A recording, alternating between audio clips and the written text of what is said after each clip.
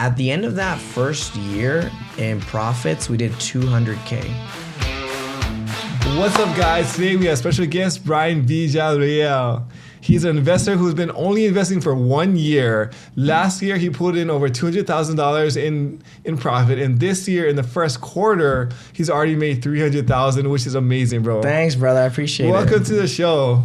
Thanks. I mean, it's so fun. We interview like a lot of investors who have been doing it for years, right? And they've had like these years of success. But it's so fun to see a guy who's just starting out, but having success, and like you're on a trajectory that's just insane. So thanks, man. Projected. So if you made $300,000 in the first quarter, you'll pull in over $1 million this year alone. So that's the goal. I'm trying to shoot for 1.2. Yeah. Dude, I mean, like your second year in real estate, and you pull out over $1 million in profits. I mean, I don't know, like a one-man show or whatever. I don't know what you got going on, but like, we can get into that for sure. But it's all through God, right? Mm-hmm. I mean, He's the first one that's put us on here. But yeah, man, thank you for that. I appreciate it. So, what were you doing before real estate, and how did you kind of get started in real estate? Yeah, so before real estate, I was actually in college full time at UTSA. I was doing my bachelor's in finance, which I did finish already last year. Okay. Before that, I worked at this like truck outfitting place up in Austin. Okay. So I was just doing some sales here and there. Wasn't really in real estate.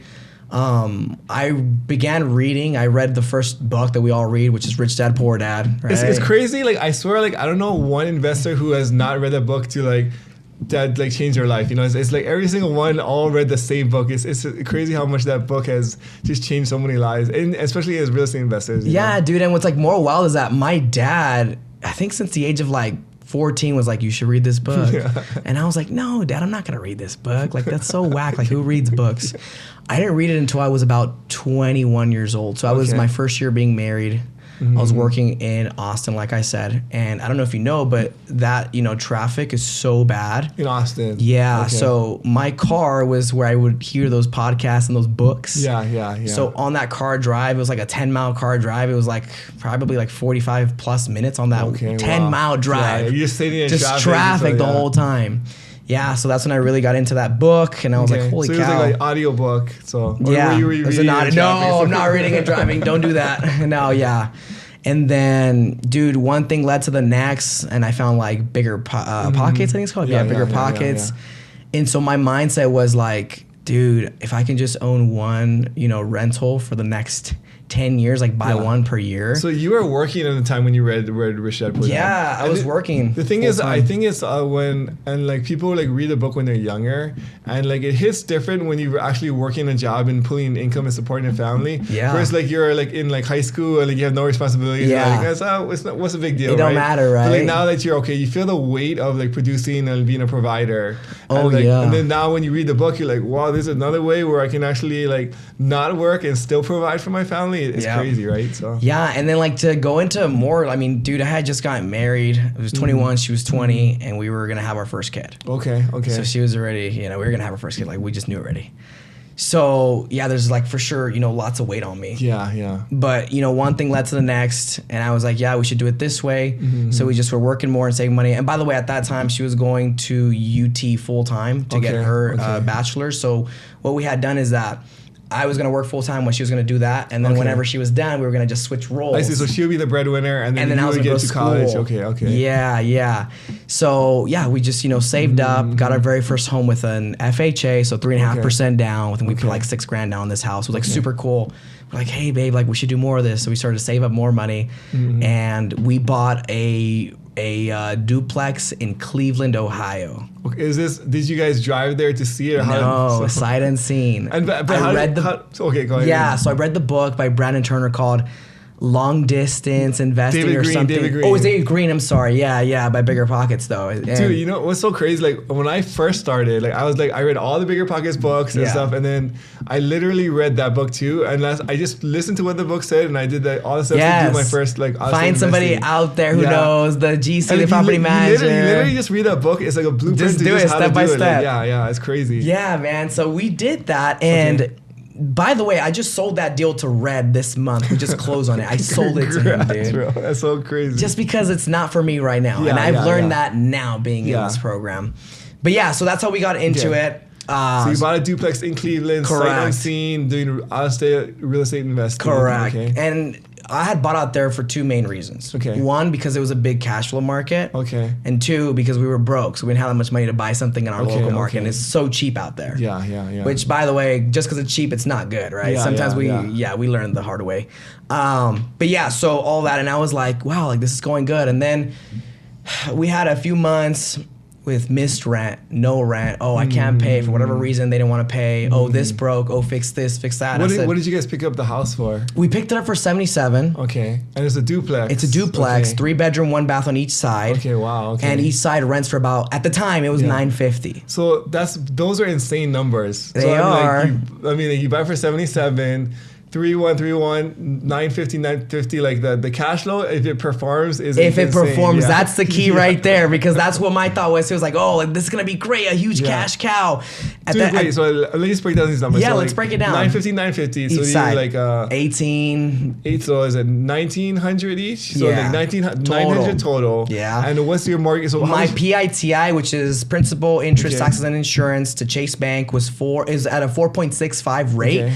My payment at the time was $487 with all of that included. So your mortgage is $480. Yeah. You're pulling in $1,900 in rent, and which is basically you're pulling in like $1,500 a month in positive cash flow, and your initial investment was like, I think we put down, I think it was like 15, 19 grand, somewhere else. So we like saved as much as we could. Like we would have sheets, we would track all of our, what comes in and what goes out, what do we do for when we go out to eat, how much can we use? Like we did track all that so we can save. So this is why you guys you're working full time as W-2. I was doing like the truck sales, the truck outfitting sales, and she was going to college full time. But like if I saw that on paper, I'd be like, dude, that's what I thought. A deal, right? That's what I thought. I was like, dude, this is a deal, bro. Like I found something that's what I thought, Daniel. Months go by. Okay. The first few months, great. We were getting the check, like, dude, this is crazy, bro. Like, how is this dude? You know what I mean?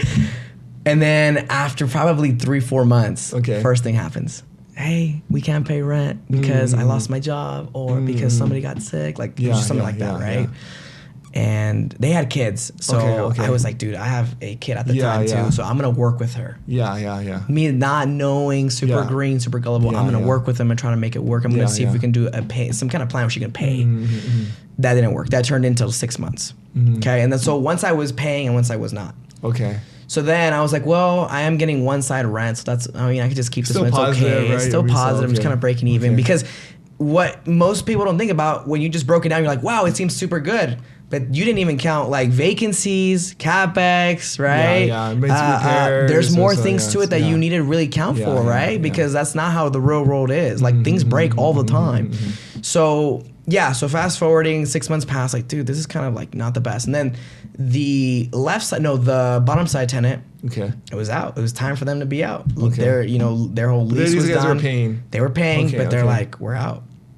So they left, and so now I just had one that was vacant and one that was not paying. Okay. So now I begin to pay. So now you're paying the mortgage with no income coming in. With no income coming in. Okay. It's not a big payment, but at the time we weren't making any money. Yeah. I think that's when I was like, dude, this sucks. I don't know why they were saying in that book and all that, like, dude, buy rentals. Like, dude, I'm like 20 something years old. Like, this does not make sense for me right now. I'm not really making much. So then I began to look up videos online. Jerry Norton was one of them for sure. Okay. Ryan Pineda was one of them. Okay. Are these on YouTube, TikTok? YouTube for free. And I was just going through a bunch of videos and podcasts. It's crazy how much information is on YouTube that you can just learn. It's like YouTube University, they call it, right? Like, I swear I've learned so much over the years just watching YouTube. And just it's real estate, and like my hobbies, or like just life in general. Like so much like of the world of what I know just from YouTube is crazy. Yeah. And so this was 2022, right? And I'm already I'm trying to get into that. I'm trying to learn about it. Just watching videos and more books too. Okay. And at the beginning of 2023, my friend Big Price, I'm sure you know him. Okay. He was like, "Hey man, come out to this thing, the Tyke Summit." Okay. I was like, "I don't know what that is, man." He's like, "Dude, I'll get you your own free ticket. Don't worry." And I'm like, "Okay, good." I go out there. And that's where I sign up for it, dude. I sign up for what did you sign up for? the Allstar program. I put it on cards. Can you tell me like what that is? Yeah, the Allstar program is a real estate investing coaching program, right? With Ryan Pineda. With Ryan Pineda, Brian Vel, and all the guys, where you learn how to fix and flip, wholesale, Airbnb. Like you can choose whichever one you want to do and go all into that. And what did you guys pay for it? What's the cost? I paid $30 for that coaching program. So $30,000. Put it on cards, yeah. On credit cards, okay. Yeah, man. So I mean, what's going through your mind? I mean, like as you're, what made you just want to sign up for this thing? So I felt at the time I had thought it was like, which I think this is true. So I'm gonna say it. I felt like God was saying, "Hey, this is it. You want to do something big? This is it right here."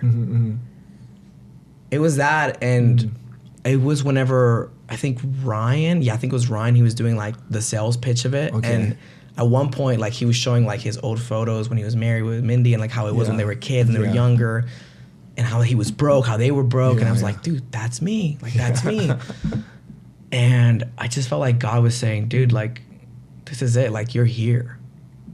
And one thing that he said too was, it's either like now or you just don't do it. You know what I mean? And so like that really hit me hard. To push you to a decision. It's correct. Like, you're not gonna force you to make to like sign up, but then just make a decision one way or the other. Yeah. No, I just felt like I should sign up because I felt like that was like God saying like, hey, you need to take that risk. And but that's a big commitment. I mean, $30,000 is like no joke, especially like how much were you making a year? Dude, I was probably in the 40 something so it's range. Like pretty much like a whole year's salary. Yeah, man. I mean, that's a huge risk. I mean, like, you know. Well, okay, so let's backtrack a little bit. So my wife had already been done with college in 2020, so she was working her full-time job. Okay, so you guys were both working. No. Now she was working and I was home with our kids. I was doing college full-time. Okay. Oh, so you're doing college at this time. So, because then we did the whole switcheroo, right? So now she was working, but my wife only made $50,000. Okay, I mean, so that's she was a teacher. But then $50,000 after taxes is like $30,000, which is like pretty much so it's pretty much a whole. It's like the same thing essentially. Yeah. I just really wanted to backtrack to make sure we had that as a fact. But so. Yeah, man, put it on cards. I just felt like, dude, this is it. Like, it's either I do it now or I just don't do it. It's a big leap of faith, but I mean, obviously it's paid off. It's paid off. Great. So shout out to, Ryan and the team, dude. It was awesome. Okay, so you joined the program. Like, what's like the first steps? Like, what is that like? Like, are you learning Zoom calls? What is that? Yeah, so like, so I jump in. I'm like, dude, I want to do it all. I want to learn it all. Mistake, big mistake right there, and we're gonna get into that, right? So I was like, dude, I'm gonna learn it all. I'm gonna jump into all these calls, and as you know, throughout the week, there's probably like 7 calls or more. I don't know, like, and it's all about like Airbnb, fix and flip, wholesale, this. There's so many different things that you can choose from. So I said, I'm gonna just jump on all of them because I paid this much money for it. At the end of like week 2, I was like, dude, I'm brain fried. Because you're absorbing so much information. There's so much. And it's so scattered, right? Because like flipping is not Airbnb, which is not wholesaling. There's like so much in the different parts where like it's just you're drinking from a fire hose at that point. Exactly. And I don't know who said it, but someone said it like, dude, just pick one thing and go all into that one thing. And that's what I did. Okay. I said, okay, well, I don't have any cash, so I don't really want to do the fix and flip thing. Okay. Because, you can do hard money, you can do private money, but I didn't know that back then. And, okay, you can do all that, but you will still need some kind of cash. You need reserves. You need some kind of cash for the draws. You need something, dude. You need something, I'm not going to lie about that. I was like, dude, I'm not going to act like I have any money, and I don't have any money. So I'm like, okay, great. And then I just looked at wholesaling, and I said, I really wanted to go all into this. I want to learn more about this because I love sales. I have a bit of a sales background, like I kind of shared. And to go into more depth, before that, when I was 18, I chose to serve a 2-year mission for my church. Okay, is that a Mormon church? A Mormon church, yep. So I went on a 2-year missionary trip down to Mexico from 18 to 20 years old. Dude, I guess I gotta tell you, like, I highly respect the heck out of anybody who just does that. Thanks, man. I appreciate that. I mean, it was hard. It was really hard. But the big thing is, like, you're sacrificing, like, the best years of your life. It's like the 18 and 19. I didn't go to college. The thing is, like, it's like you're in your prime, right? Like, it's like like the prime years of your life. Yeah. And then like you're giving up for a bigger cause, and so like, and then you get nothing for it. Like you don't get paid. Like no, there's like it's just you like, pay to go. Yeah, it's like you eat dirt. I mean, people are kicking sand in your face, but Yeah. it's such a like building personal building experience, but at the same time, it's such a servant experience. Yeah, I mean, it really sounds like you know more about it too, which is great. But yeah, so I did that for 2 years. I mean, that's a really hard sell. Yeah. Like to come unto God, you know what I mean? Like super hard. So that's why I kind of was like, well, I do have this sales background. And wholesaling is more sales and marketing.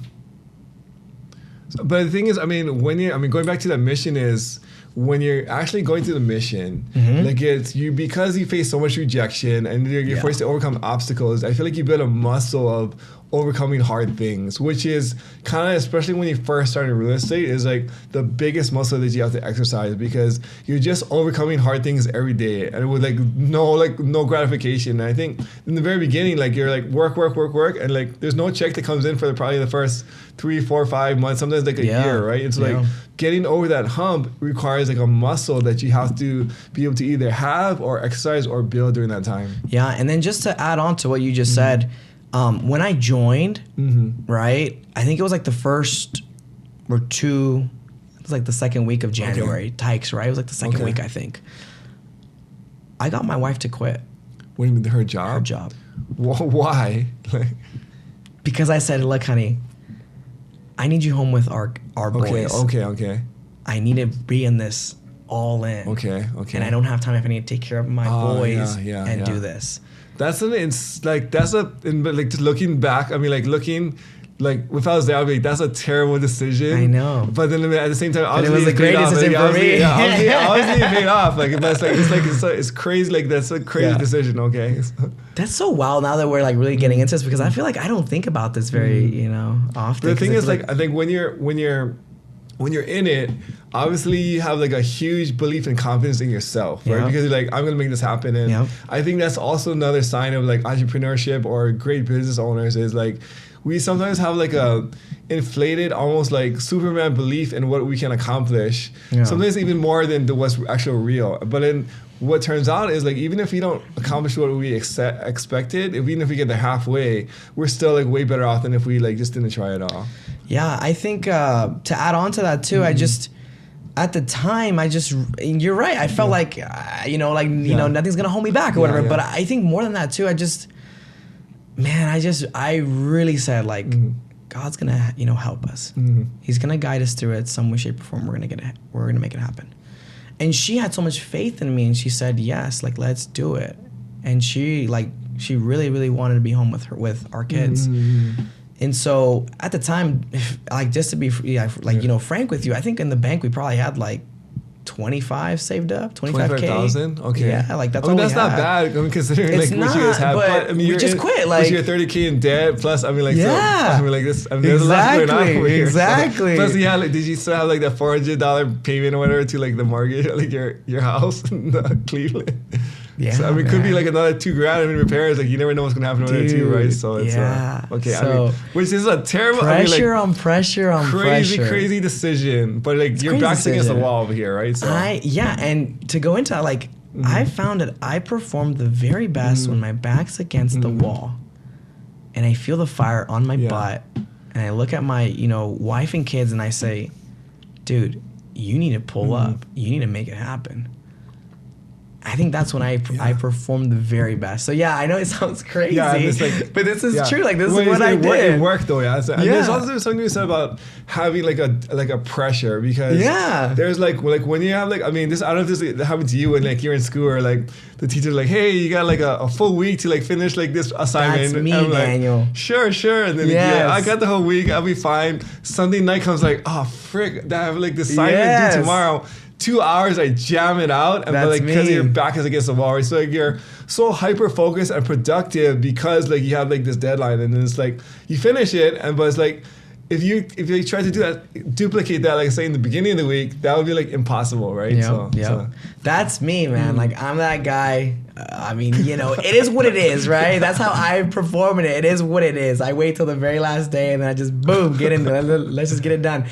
But that's when I feel like I'm really on fire. Yeah. Like I'm on top of it at that like time. your brain is like another like goes to another level, right? I'm just super just dialed in, and I mean I don't drink any coffee or any of that. So like I just feel like dialed in, crazy. dude. Yeah, I feel super pumped, and I'm just I'm really ready for it for sure. I mean, so like you join Allstar, like you're listening to all these calls. Like what do you do next?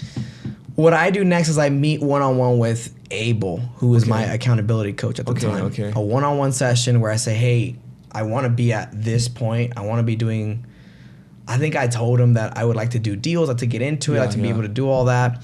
And he gives me like a blueprint. It kind of like shows me like what I should do, how he's doing his whole texting thing, and all that good stuff.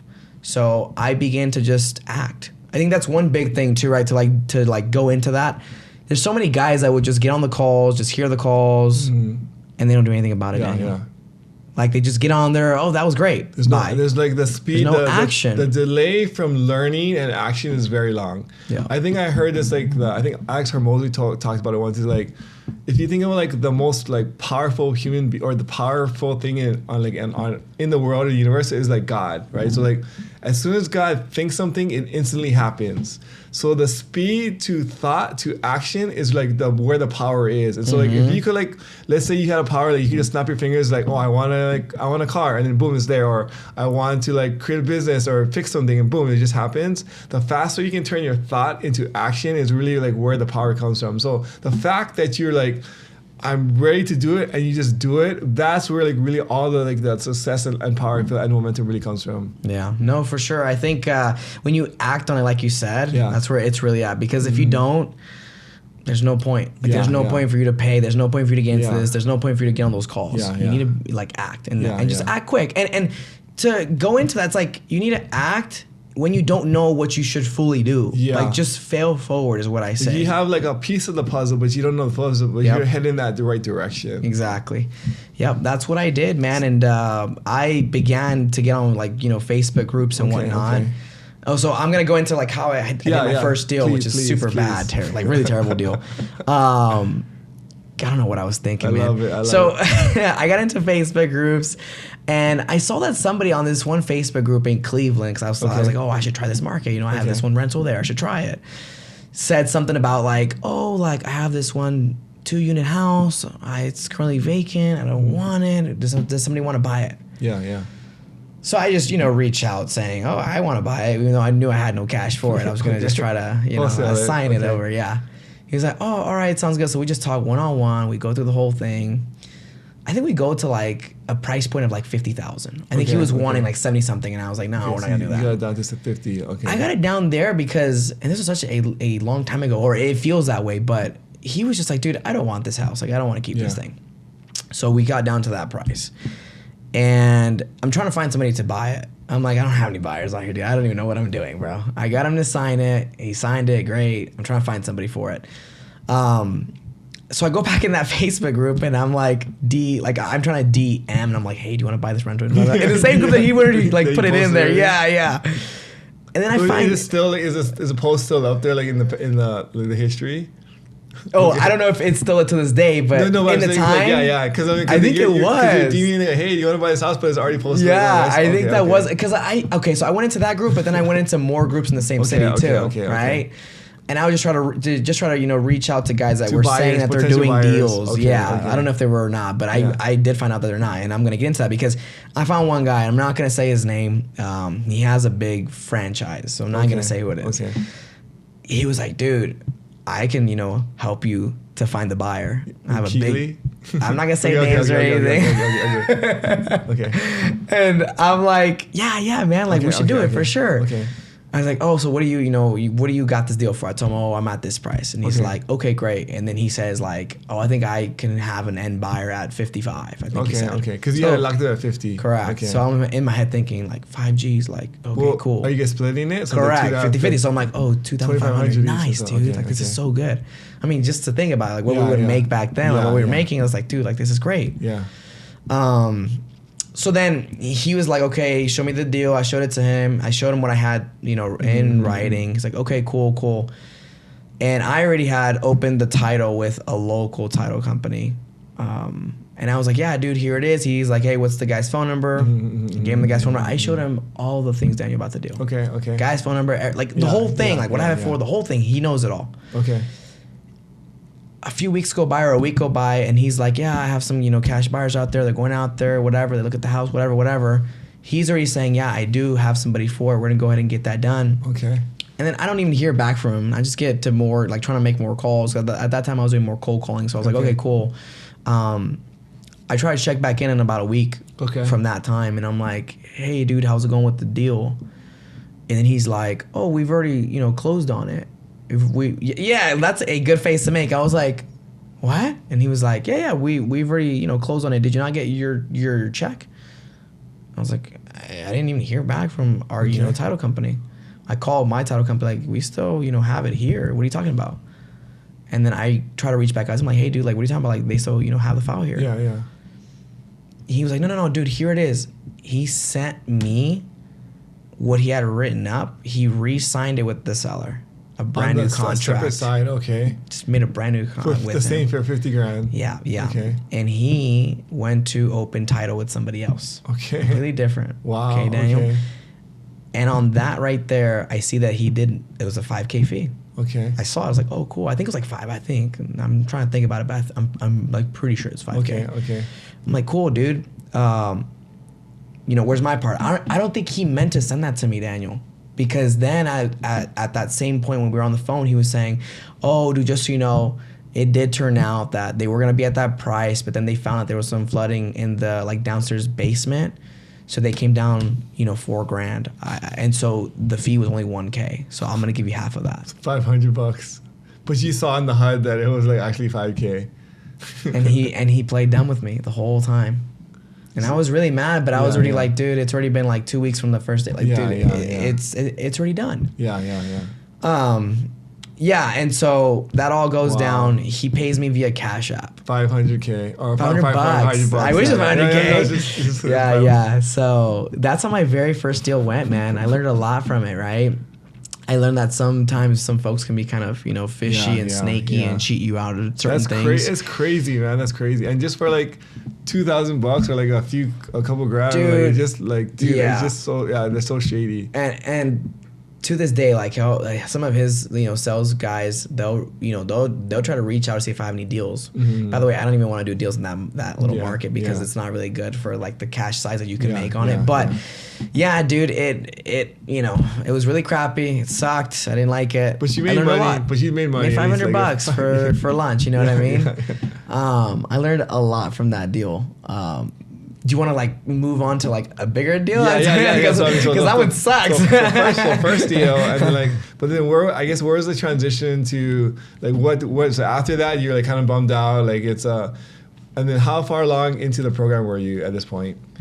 Man, I don't know how long I was. I wasn't that long into it though. I was probably like maybe a few 2 months. Yeah, maybe like 2, 3, somewhere there 4, maybe max. So maybe like 3 months to get your first deal. Yeah, I was pretty for $500, and then give or take somewhere. But now you got to prove a concept where it actually like works. Yep. So then, what's like the next step in your journey? Yeah. So the very next thing is I get to cold calling, man. Okay. I just get batch dialer. I pull a list. And you're the one calling on like all. I'm the one on that. Yeah. The whole day long, I'm just on that dialer the whole day. How many phone calls are you making every day? Goodness gracious. At the time, because they don't do this now, it was a 10-line dialer. Okay. Now it's only 3, I think, max. Okay. 10-line dialer. I'd pull about 10,000 records. Dude, I was probably on that phone like all day long. Probably like 8 plus 10 hours or how long? No, it's probably like 6. Okay. Yeah, 6. But dude, I mean, call wise, at least 500. 500 calls. At least. Yeah, I love 500, it. dude. That's what it takes, though. I think a lot of people don't realize what the volume that it takes, but like that's what it takes to get it done. So 500 calls a day. At least, yeah. Because I mean, it's a 10-line dialer, so it's just going. Like, next call, it's just plugging it in. Just for the audience, what's a 10-line dialer? Can you explain that, how that works? Yeah, so I don't know too much about it, but from what I know, it's just that it will call 10 phone numbers at the same time. Yeah. And the very first to pick up, it's going to, hang up on these 9, and you're going to talk to this guy. Yeah. Till that call's done. When that call's done, bam, 10 phone numbers being dialed at the same time. And then what's the reason for that? So you can talk to more folks faster, right? So Okay, so it's like those like 9 that don't pick up, it's gonna throw it to the very back of the line. Okay. So you're gonna recall it at some point down the road. Does that make sense? Yeah. So the main point is to get to more folks, talk to more people as fast as you can, right? Because if you just call one number at a time, you call, ring. Okay, nothing. Okay, now it goes to the next one. So it's gonna take, and then you call the next one, ring, nothing. Call the next one, ring, nothing. And so it's like gonna be like maybe let's say like 2 to 5 minutes before you actually get on the phone. Versus like you call 10. Someone's gonna pick up from that 10 like within the first like hopefully a couple seconds or 30 seconds, and boom, you're on the line, and then keep going to the next. Okay. Yeah, and then you can set it too. I had this one setting where it would like get rid of voicemails. So as soon as somebody doesn't pick up and it's gonna go to voicemail, next. It's not gonna let me do a voicemail. Just drop it in next. Yeah, so that's what I did, so I could talk to more folks per day, right? Because like you said, if you do it with one phone, I'd probably make maybe 60 calls max in a day just on my phone like this, doing this. You know what I mean? So yeah, I mean, like that's what you got to do sometimes to get your first deal or your second deal or third. And I think I got a good, handful at the first, like just doing cold calling like that. And then I just jumped into, texting down the road. But to backtrack a little bit more, I see so many new guys that are just like, oh, I don't want to cold call. Oh, it's not my thing. Yeah.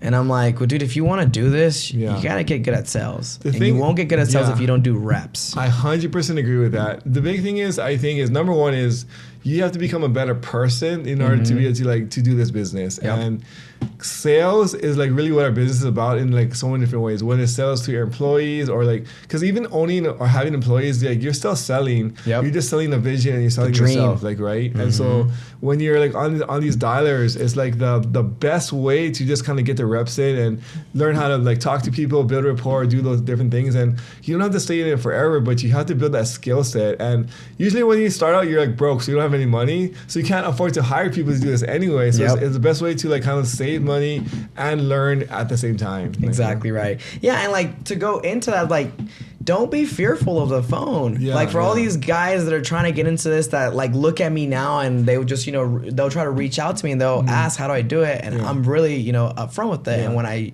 share this, they're like, all right, pass. Like, no, like I don't want to do it. They just see those big checks or those, deals that I do, but it's like they don't see all the work. They don't see all the back. Built, So the thing is, like, and then those first 4 months, you had zero income, right? But you're hustling and you're putting in the work to become a better version of yourself, which is like the most important thing, especially when you're first starting. Yeah, for sure, dude. So you're calling 500 people a day. What's like? How long are you like? So that's like, what is that? 3,500 a week of the people that you're talking. I mean, it's lots of recycled, right? Yeah. Because I called that per day, but that does not mean that they all picked up. Yeah. I don't know how many picked up. Would probably be somewhere around like maybe 30, maybe 20. Okay. Did you actually get on the phone and have a conversation with them? Yeah, that I'm on the phone with them. Yeah.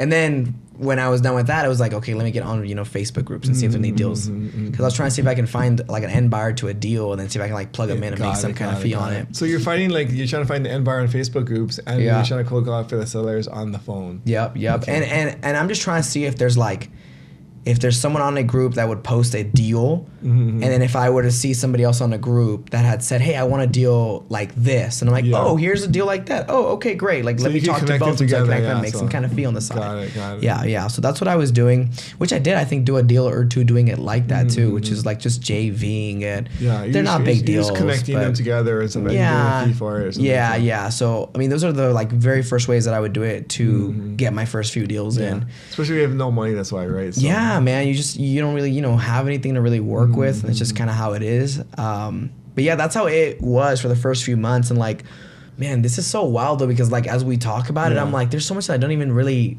recall. I'm like, because at that time you're just like, hey, I just gotta like fight to eat, to make it happen to eat. You know what I mean? So you don't think about it. You're just kind of going through it, just working hard and trying to do your very, very best. But the thing is, like when you're in it, it's like you're frantic, but then you're hustling super hard, but then now that you're in retrospect, you're like, was that really a great decision really in the time, so it's... Yeah, for sure. I mean, now things are super wild, right? But I mean, dude, like now you're crushing it. I mean, obviously, like it's all paying off, and so just... I'm doing better now, yeah. Like you might make you probably will make over $1 million a year.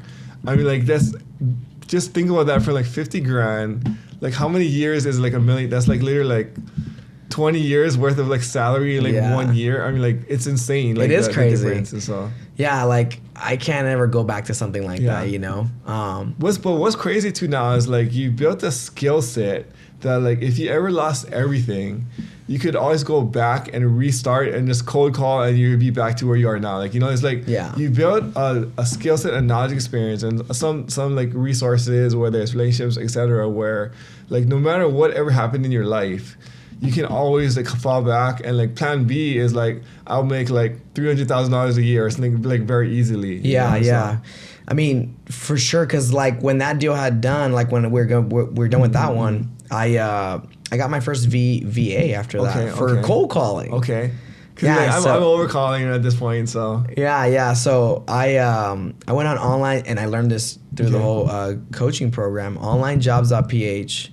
I think it was Abel that shared it with me or somebody in the coaching program. Like, yeah, go check that site, So I did, and that's where like I found somebody that would do it for $2 an hour. Okay, that's dirt cheap. Yeah, because they were like, yeah, you should be in the $4 range, and I was like, well, I'm gonna go. SG was like, yeah.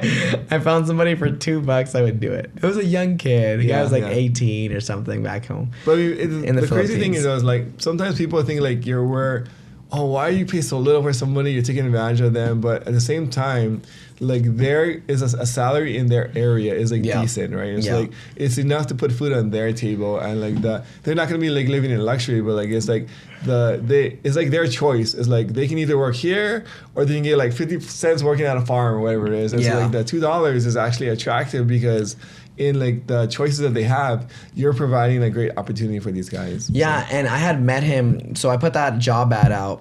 His mom, I interviewed her for the role. Okay. And she was okay, but then when I said it was $2 an hour, she was like, "Oh no, I'm at least at $4." And I was like, "Okay, well, thank you for your time." Yeah.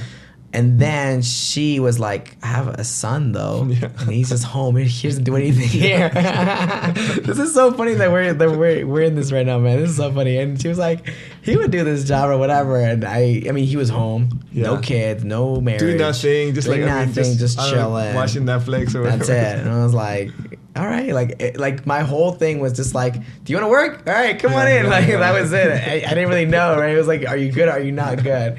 So yeah, he was doing that for us, dude. Cold calling, that really helped because then I was just on the phone trying to talk to those leads that he says are more warm. Yeah. So which by the way, they suck too. They were bad. But it was somebody to help me out. Yeah. And it was somebody that I can kind of like try to like coach him along to like, hey, come on, dude, like let's get this done. And that would kind of pump me up. Yeah. It's crazy how like sometimes when you have a team, like it's more motivating. Like you're accountable to not just yourself. Like, so a lot of times when you're doing something like let's say going to the gym or trying to like be on a diet, if you're just accountable to yourself, it's so hard to do it. But then now that you have a team that's like you're trying to like push or whatever, or is also like you're feeding or you're accountable to, now it gives you like a different sense of urgency and responsibility where like that's a big fact. You're not working just for yourself, you're working for other people too. Like, and like you don't want to fail, right? Because there's someone else that like, in this case, he didn't have kids or anything, but it's like this is where he makes his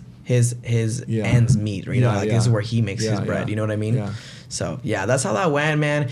And we just kept growing. We just, we did one deal here and there, one deal there, and we just kept going and going and going. And now things are super different, right? Because that whole first year, I was just grinding it away, right? And then, okay, we're going to add one more VA. Now we have two, you know what I mean? So now I have two guys that are just going to feed me the warmer ones. I would train with them on a day-to-day basis. So you're training these guys too. Oh, yeah. Which is also another like little like nugget of wisdom is that as you're training, you're becoming like way better yourself too. Yeah, it's because you don't like, sometimes I feel like when you're coaching somebody, you're like, well, you teach them this and like, wow, I didn't even know that I knew that. Like, you kind of pull nuggets, so you're kind of like analyzing like your process as you're coaching, and then like when you don't know the answer, you're like, okay, I better learn this, and like now like you become such a better like person because of the fact that you have to teach somebody else how to do it. Yeah, so I had got them really good to the point where like they knew certain things that would be said, how you can tell if somebody really wants to sell or not. To go into that, like if they ask, so why do you want to sell? And if they say, I just want to see what my home's worth. Then they know right then and there that they're most likely not a lead for me to call. They're not hot. They're not warm. But if they hear something about, death, taxes, divorce, foreclosure, it's too much for me, it's already broken down, like those things, then they know, okay, this is warm, let's feed it to him. So that's how we got that good, because we were doing it on a day-to-day training, right? We'd have our role plays, and I would have some call replays where I would pull a call and be like, dude, why'd you say that? Why did this come out? And you're right. Like, from you trying to train somebody else, you learn it how to do it. You know what I mean? So we did that, and then one thing led to the next, and we were doing more deals like here and there, and deals that were not 10K or 8K. They were kind of more in the 15 to 20K range. And I was like, okay, great. We're getting up in that. So it's just one thing to the next thing. And now that I really, think about it with you, it's like, it's like one deal to the next deal to the, okay, now I'm going to bring somebody on to do cold calling for me. Now I don't do cold calling now. Now I just talk to the ones that are warm. Okay, now I have 2 of them. Okay, great. Now they know how to do the whole like CRM. They know how to put the, you know what I mean? You just start to grow like one deal at a time. Organic, right? But it's like because of like you're having volume and you're having some success, now you can add more to like that, to the machine. Yeah, and I mean, like, I live really cheaply too, so it's like I can grab a huge chunk of that whole deal and kind of like, use it for what we need to get by and to put keep it back going. into the marketing or into the machine, and then like live off like the little, basically like the smallest amount possible. Exactly, just to kind of pay what those bills were at the time to get by and keep going. Your rental in Cleveland. Oh my gosh! But here's the good thing. So our home, we bought it in 2020. Right. Those rates were super low. I got a 2.5 on our first house. Crazy. I love it. So. It's a 4-bedroom, 2.5 bath house. Okay. Guess what I pay for that for PITI? I don't even want to know. You tell me. $1,205. Dude, so killer. So that really helps. Us. That helps. Yeah, because it's not a big payment, and I have no car payments. At the time. Now I do, and I have a brand new truck that I just got 2 months ago for tax purposes. Right? I love it. Thank you, man. Too. And I mean, we didn't really pay much. We had no car payments. We had no car we didn't have any many of those like big loans. We did have it on cards though, because of what I just told you that we did sign for the program. But that was a 0%. For like 12 months. That's another genius. Yeah, so I got like 2 of those out there, and I was like, oh, let's just use these cards, right? They're 0%, great. So I mean, we would pay like the bare minimum, like $100 or whatever it was per month. So that's kind of how that went, and like you said, like one thing to the next thing, it just kept growing, with not much cash, just trying to build up. And at the end of that first year in profits, we did 200K. About 200K. Which, I mean, like the first year, 200K, like that's life changing for you. I mean, what's going through your mind as far as like at the end of the year when you look at what you accomplished? Like, what are you thinking? What are you feeling? Man, here's one thing that's kind of bad about me. Sometimes I don't really take the time to really look at it and be like, look at where I'm at. I just kind of go next. And that's why right now I think it's kind of hard for me to retell some things, because I just kind of like blank it out and keep going. Yeah, you're just passing through it right now as you tell the story. But I should do that. So what did I feel? I didn't really feel just much of anything. I just felt like next. I was like, 200K, this sucks. This isn't even good enough, because I'm seeing all these other guys doing so much more. That's another point. But that's the thing is like the room you're in makes a difference on your perspective, right? Because like if you're all your high school buddies, you're like, I just made 200K. What do you guys do? Like 30K like a year or something? And so like you're gonna feel like a king, right? Yeah, but I wasn't in that room. But then now you're in the rooms where these guys are making the millions. Allstars. Yeah, like all like the guys. You, like, that you're making a lot more too. So I was like, dude, these guys are big hitters. Yeah. But I mean, it's just your normal, right? Yeah. It's like you have to elevate to where the normal is. Exactly. So you feel like you're failing in life by only making 200K, right? When in actuality, honestly, you're crushing. You're like in the 0.1% or less in the world. So it's well, thank you for that. But I think you're right. It's like the rooms that you're in, because if you were to go to some kid or someone outside of that much is like, it's a good amount. Yeah. But you and I both know that goes quick. Yeah. And then in the rooms that we're in, that's not a lot, which is fine, because you're right. That's going to help to, make me drive and go further and go push harder. So, I mean, what did I feel? Yeah, I felt good. I felt good that, hey, look, my wife is home. My kids are fine. We have good money. Like we have sufficient, because I mean, back then we were only making, 45 to 50K a year. So like, we're fine. And I would think if I were to quit right now, we could live for the next, 3 years or 4 years and we're fine, which is so dumb to think, because that's not what I want to do. But I would kind of say You it to feel some myself security, to feel good, right? to feel I mean, like, security. the big thing too is also like in the beginning when you're not making any money, it's so scary and like you don't know what's gonna happen. But now that you've made like 200 grand and you have some money saved in the bank, it's like, okay, I've like at least proved the concept, but also if things don't go well, like I have like the security to know that we'll be okay, at least for the next like 2 years or so. Right? Yeah. And yeah, I didn't feel that much more except for that. I kept going. I just wanted to keep going. I wanted to keep going. So next year, 2024. Yep. How does that year like kick off? Man, 2024 quarter one, we did about 320,000 in assignments and thank you, novations. That's a game changer for us. So big difference, right? From like a whole 12 months doing 200K to 3 months doing 320. Big difference. What changed or what's difference in your new like? Yeah, a few things. First, we try to novate almost 90% of our deals. Okay. And why we do that is because when you novate, you can sell it to a cash buyer, a hard money buyer, or conventional buyers. Got it. That's what I like the most. These are folks that can pay more for it because these are, folks that are not going to buy it, fix it, flip it, and be done in 3 months. Yeah. Some of these are, hey, I want to move into the home and just kind of fix it up as I go, and then 4 or 5 years down the road, then sell it. Yeah. They want to get into a good deal, and they have their loan, so they can come up to what I need them to be at. Or like a rental property owner or something along those lines. Or something like that too, which is very different, right? Because when you're just doing wholesaling and you're off market to cash buyer, it's quick or quicker, but your fees are around 10, 15. It's selling to another investor, right? That's why. Exactly, because they need to get it at their price to make their profit. Yeah. It's fair, but I don't want to sell to those folks, just to be frank with you. Like, I want to sell it for like as much as we can get for each deal. Because that's how we can, maximize profitability. Yeah, that makes sense. What's like the biggest deal you've done like so far? Man, I did a deal in February where it was 1 acre lot off of the Guadalupe River back home. So right on the front right there, on the waterfront. I got it for $200 and I sold it for $300,000. Bam, dude! So $100,000 assignment fee. Yeah, I did not, close on it. There's no capital gains tax on it. Like, it was just signing it over.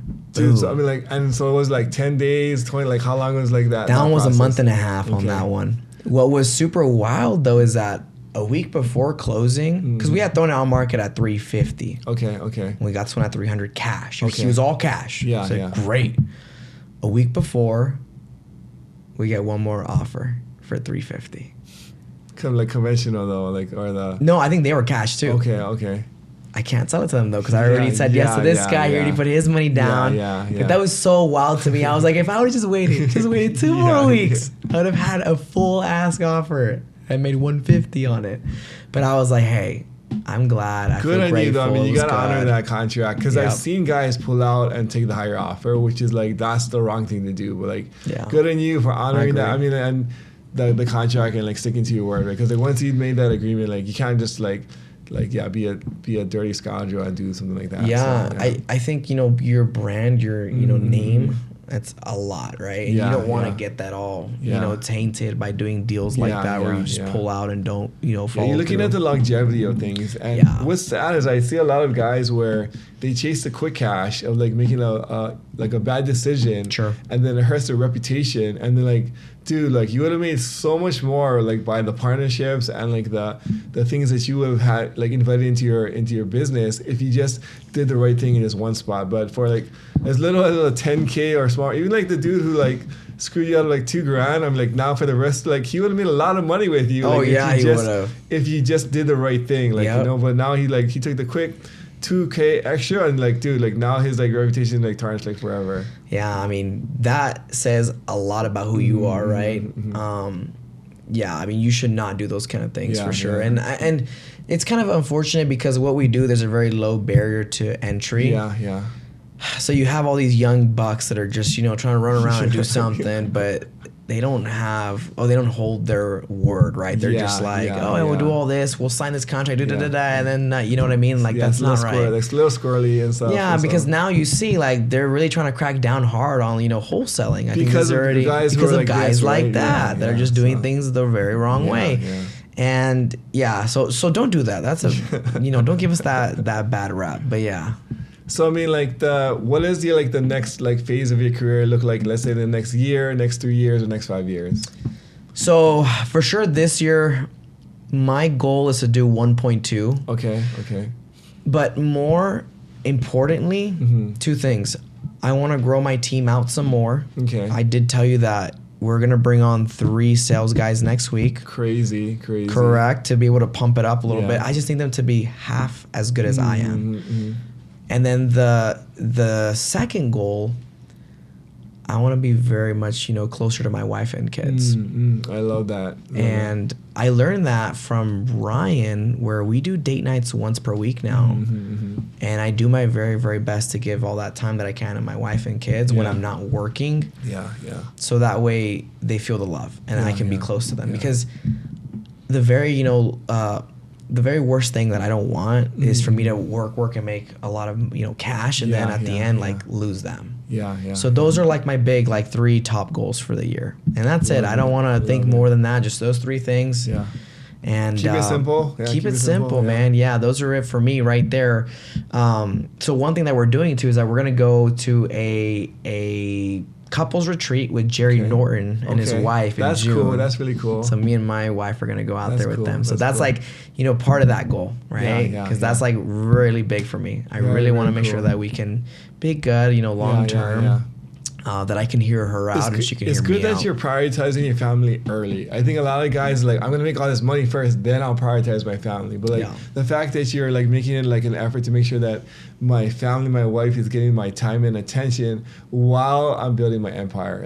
That's such a more healthy way to do it. There's you build the empire and you look back and then you don't have your wife and your kids anymore, So. Yeah, and I really don't want that. I feel like last year I kind of had this thought, which is super dumb, super dumb that I had this thought. I said, I'm going to work harder. I'm going to do my very, very best to make, lots of money. And if in the end I were to lose my kids and my, wife, I'd be fine with it because I would, give them all this, cash so they could be fine. I had that thought and that was so dumb, Daniel.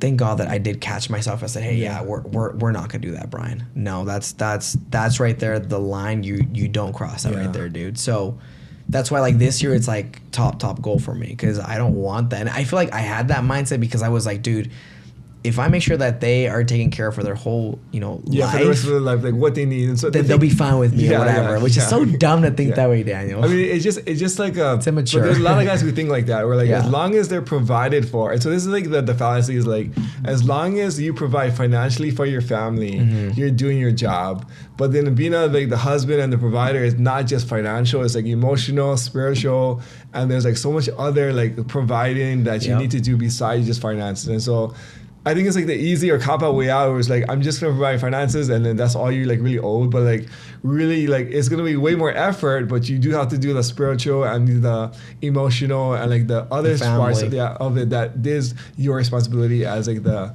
head of the household. Yeah, and one thing that really helped me to not go down that route was the fact that I'm, part of this whole thing and I was trying to live the wealthy way. Yeah. That helped me so much, man, because I was like, dude, this is not right.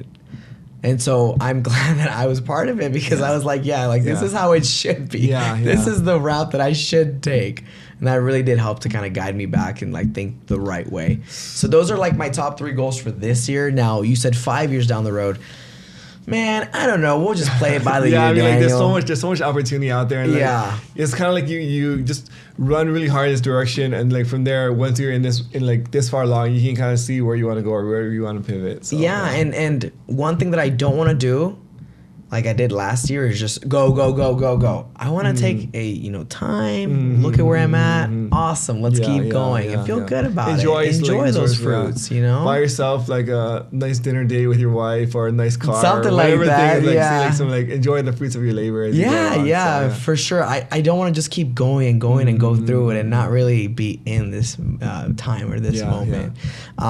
To add on though to the next 5 years, like I said, we don't really know, but one thing that I do see myself doing, I would like to do something kind of like, WealthCon, like in my town, in my city, like and have something this big. Yeah, but like bigger. Bro, I can see me doing it. Bro, like you should totally do it. I mean, like, so actually with the coaching calls with Pineda, he's like, dude, like you need to start a meetup. I was like, no, it's like too much trouble. There's not worth it. Like, bro, you should start a meetup. Like, no. And then like 5 months later, dude, I think I should start a meetup. He's like, I've been telling you this. So now we started a meetup, and it's a lot of fun. Like, but it's like we're still in the early stages and still trying to make it grow. But like the potential is there to just do something really cool down the line. So. I would really love to do my own meetup whenever I get back, like in the next month or two. Like I would really love to do it. I think it'd be fun. Just do it, man. I mean, like it's the whole thing. Just don't think. Just do it. It's gonna suck, but like just do it. Like the next one's gonna be better. 5 guys will show up. Hey, what's up? Exactly. Your wife and your 2 kids. Yeah, there you go. And then 2 more people. Random strangers who are there tomorrow anyway. Exactly, man. Yeah, I think that's what's gonna be next in line in the next 5 years probably. Cool. Very cool. That's what I see. Well, dude, I mean, like, it's so, like, good talking to you. I mean, like, inspiring hearing your story, and you're just getting started. And so I think we need to have, like, another interview, like, 2 years down the line to see, like, where you are, just because, like, you're on a crazy trajectory right now. So, but if people want to reach out to you or find you, where can they do so? The best place is on Instagram at the real Brian V _. Okay. That's the very best place to reach out to me. Just reach out to me if you want to talk shop, if you want to help with anything. I would love to help. Awesome, man. Well, thank you for coming on the show. I appreciate you. Yeah, man. Thanks for having me.